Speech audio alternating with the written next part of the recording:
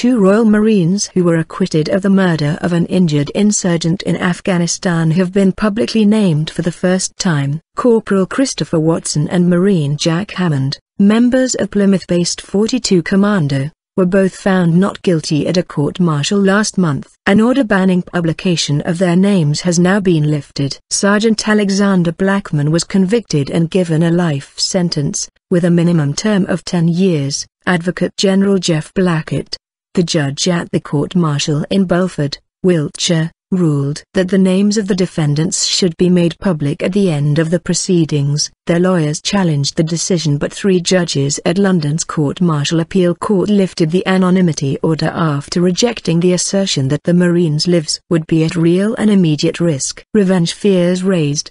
The judges ruled the risks under the European Convention on Human Rights to respect for private and family life were not sufficient to outweigh the importance of open justice.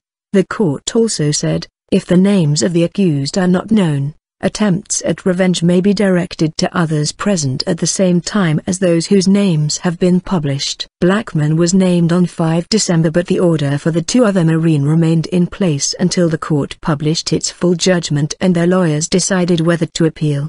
The murder took place in September 2011 after a patrol base in Hammond province came under attack from small arms fire from 2 insurgents. Camera on helmet. The Afghan prisoner was seriously injured by gunfire from an Apache helicopter gunship sent to provide air support, and the Marines found him in a field. Blackman was filmed by a camera mounted on the helmet of one of the other Marines shooting the victim at close range with a 9mm pistol. All 3 Marines had pleaded not guilty. Blackman was referred to during the court-martial proceedings as Marine A.